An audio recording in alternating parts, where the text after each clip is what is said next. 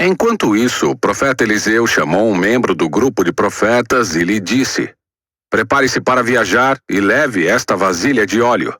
Vá a Ramote-Gileade e procure Jeú, filho de Josafá, filho de Ninsi. Chame-o a uma sala à parte, longe de seus companheiros, e derrame o óleo sobre a cabeça dele. Diga-lhe: Assim diz o Senhor: Eu o ungi rei de Israel. Depois, abra a porta e saia correndo. O jovem profeta fez o que Eliseu ordenou e foi a Ramote-Gileade. Quando chegou lá, encontrou Jeú sentado com outros oficiais do exército. Comandante, tenho uma mensagem para o senhor, disse o profeta. Para qual de nós? Perguntou Jeú. Para o senhor, comandante, respondeu ele. Jeú se levantou e entrou na casa. O jovem profeta derramou óleo sobre a cabeça de Jeú e disse: Assim diz o Senhor, o Deus de Israel: Eu ungi rei de Israel, o povo do Senhor. Destrua a família de Acabe, seu senhor. Desse modo vingarei o assassinato de meus profetas e de todos os servos do Senhor mortos por Jezabel. Toda a família de Acabe deve ser exterminada. Destruirei todos os seus descendentes do sexo masculino em Israel, tanto escravos como livres. Destruirei a família de Acabe como destruí as famílias de Jeroboão, filho de Nebate, e de Baasa, filho de Aías. Cães comerão Jezabel no campo em Jezreel, e ninguém a sepultará. Então o jovem profeta abriu a porta e saiu correndo.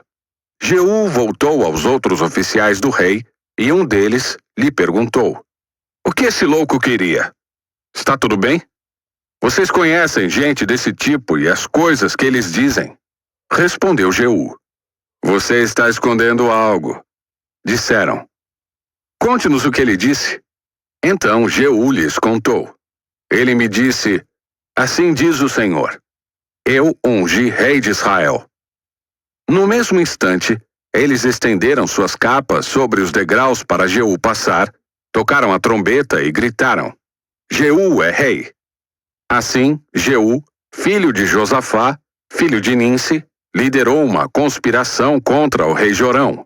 O rei Jorão havia estado com o exército em Ramote-Gileade, onde defendeu Israel do exército de Azael, rei da Síria.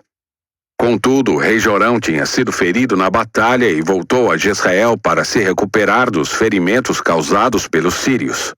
Jeú disse aos homens que estavam com ele: Se querem que eu seja rei, não deixem que ninguém saia da cidade e vá a Jezreel contar o que fizemos. Em seguida, Jeú subiu numa carruagem e foi a Jezreel, onde o rei Jorão se recuperava de seus ferimentos. Acasias, rei de Judá, também estava ali, pois tinha ido visitar Jorão.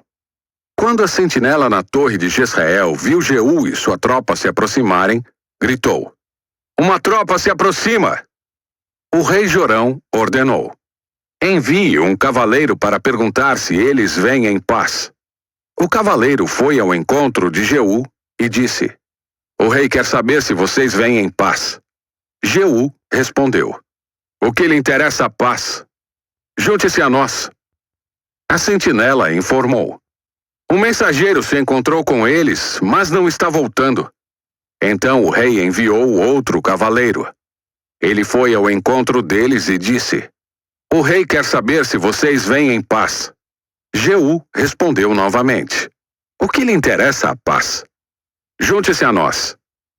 A sentinela exclamou: Um mensageiro se encontrou com eles, mas também não está voltando. Deve ser Jeú, filho de Ninsi, pois conduz seu carro de guerra como um louco. Rápido, prepare meu carro de guerra, ordenou o rei Jorão. Jorão, rei de Israel, e Acasias, rei de Judá, cada um em seu carro, saíram ao encontro de Jeú e o acharam no campo de Nabote, em Jezreel. O rei Jorão perguntou: Você vem em paz, Jeú? Jeú respondeu: Como pode haver paz enquanto estamos cercados da idolatria e da feitiçaria de sua mãe, Jezabel? Então o rei Jorão deu meia volta com seus cavalos e fugiu, gritando para o rei Acasias: Traição, Acasias! Jeú disparou seu arco com toda a força e atingiu Jorão entre os ombros. A flecha atravessou seu coração e ele caiu morto dentro do carro de guerra. Jeú disse a Bidkar, seu oficial: jogue-o no campo que pertencia a Nabote de Jezreel. Lembra-se de quando você e eu acompanhávamos a cavalo o pai dele, Acabe? O Senhor pronunciou esta mensagem contra ele.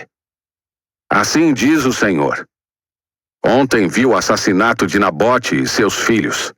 Juro solenemente que o farei pagar por ele neste campo. Portanto, jogue-o na propriedade de Nabote, como o Senhor disse. Quando Acasias, rei de Judá, viu o que estava acontecendo, fugiu pela estrada de Bet-Agã. Jeú foi atrás dele, gritando: atirem nele também! E atingiram Acasias em seu carro de guerra na subida para Gur, perto de Ibleã. Ele conseguiu ir até Megido, mas morreu ali. Os servos de Acasias levaram seu corpo no carro de guerra para Jerusalém, onde o sepultaram com seus antepassados na cidade de Davi. Acasias havia começado a reinar em Judá no 11º ano do reinado de Jorão, filho de Acabe. Quando Jezabel soube que Jeú tinha chegado a Jezreel, pintou os olhos, arrumou os cabelos e sentou-se em frente a uma janela. Quando Jeú entrou pela porta do palácio, ela gritou para ele: veio em paz, assassino! Você é como Zinri, que matou seu senhor. Jeú olhou para cima, viu Jezabel na janela e gritou: quem está do meu lado? 2 ou 3 eunucos olharam para ele. Joguem-na para baixo, ordenou Jeú. Eles a jogaram pela janela e o sangue espirrou na parede e nos cavalos. E Jeú atropelou o corpo com as patas de seus cavalos. Em seguida, Jeú entrou no palácio, comeu e bebeu. Depois, disse: alguém vá sepultar aquela maldita mulher, pois era filha de rei. Mas, quando foram sepultá-la, só encontraram o crânio, os pés e as mãos. Quando voltaram e contaram a Jeú, ele disse: isso cumpre a mensagem do Senhor anunciada por meio de seu servo Elias, de Tisbe. Cães devorarão o corpo de Jezabel no campo em Jezreel. Seus restos serão espalhados como esterco no campo, de modo que ninguém será capaz de reconhecê-la.